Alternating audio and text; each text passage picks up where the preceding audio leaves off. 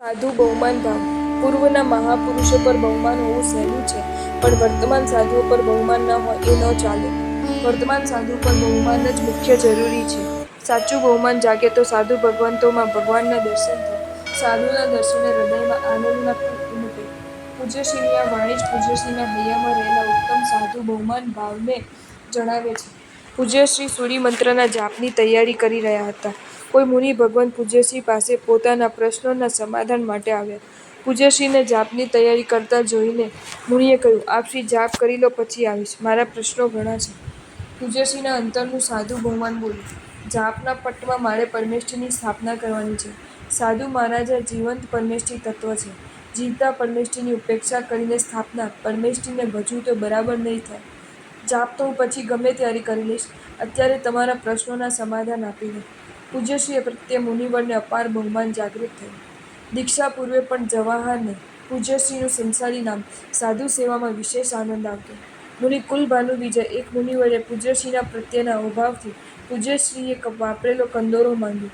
પૂજ્યશ્રીએ કહ્યું, સાધુ ભગવંતે જીવંત પરમેષ્ઠી હોવાથી તેમને મારો વાપરેલો કંદારો આપવાને બદલે નવો કંદારો આપ્યો.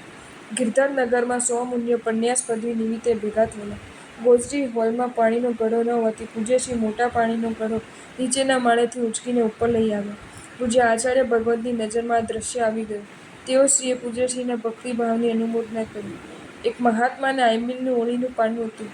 પૂજ્યશ્રી, તમે દરરોજ વડીલ મહાત્માઓને એકવાર વંદન કરો છો, પણ ઓળીનું પારણું ઉત્તર પારણામાં 2 વાર વંદન કરવાના. 2 વાર વંદન કરવાથી વડીલ પૂજ્ય પ્રત્યે આપણા હૃદયનો બહુમાન ભાવ વધે. સૌના આપણને અંતરના આશીષ પ્રાપ્ત થાય. વડીલોના આશીષ પ્રભાવે તપ ચડતા રંગે થાય. પારણામાં શાતા ટકી રહે. પૂજ્ય ભુવનભાનુ સુરીજી મહારાજા સાથે પૂજ્યશ્રીએ અંતિમ ચોમાસું સુરતમાં કર્યું હતું. પૂજ્યશ્રી ગોચરી માંડલીમાં પોતાની પાત્રીમાં સારું દ્રવ્ય લઈ લે, પણ પોતે વાપરે નહીં. અન્ય કોઈ મહાત્માને તે દ્રવ્ય આપવા માટે સૂચના કરે. એકવાર પૂજ્ય ભુવનભાનુ સુરીશ્વરજીએ ઠપકો આપતા કહ્યું, હવેથી સારું દ્રવ્ય તમારે જ વાપરી જવાનું. પૂજ્યશ્રી બધા જ સાધુઓને ભગવાન જેવા આદરથી જોવા, સ્વીકારવા, ભક્તિ, પ્રેમ, વાત્સલ્ય રાખવા. સાધુની ભક્તિ, આદર, ગુણાનુરાગથી ચારિત્રનો અંતરાય તૂટે. સાધુની ઉપેક્ષા, અનાદર, નિંદાથી દર્શન મોહનીય કર્મ, ચારિત્ર મોહનીય કર્મ ગાઢ બંધાય છે. આજના દીક્ષિત સાધુઓને પણ ગૌતમ સ્વામીના પ્રતીક તરીકે જોવા. રસ્તામાં સાધુ મળે ત્યારે હાથ જોડીને, માથું નવાવીને, માથે એણ વંદામી કહે તો સુકૃત અને હાથ ન જોડે તો દુષ્કૃત. જયઘોષ સૂરી પ્રવચન ગંગા. આપણને મળેલો જૈન ધન ફરી મળવો અતિ દુર્લભ છે. ઇન્દ્રને અનંત તીર્થંકરની આશાથી બચાવવા માટે પ્રભુ વીરે અપૂર્વ સંકલ્પ શક્તિથી મેરુને અંગૂઠે દબાવવા દ્વારા કંપાયમાન કર્યો. 20 સ્થાનકમાં શાસનનું બધું આવી જાય છે. 20 સ્થાનકની આરાધનાથી શાસન પ્રત્યે લાગણી ઊભી થાય છે. જડ મમતા દૂર થાય તો સમતા આવે. સમતાથી મન શુદ્ધિ થાય. મન શુદ્ધિ થવાથી ઇન્દ્ર વિજય પ્રાપ્ત થાય.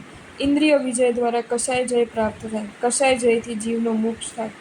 શ્રી અરિહંત ભગવાન સર્વગુણ સંપન્ન, સર્વ પુણ્ય સંપન્ન હોવાથી ઇન્દ્રો પ્રભુની ખરા દિલથી સેવા ભક્તિ કરે છે.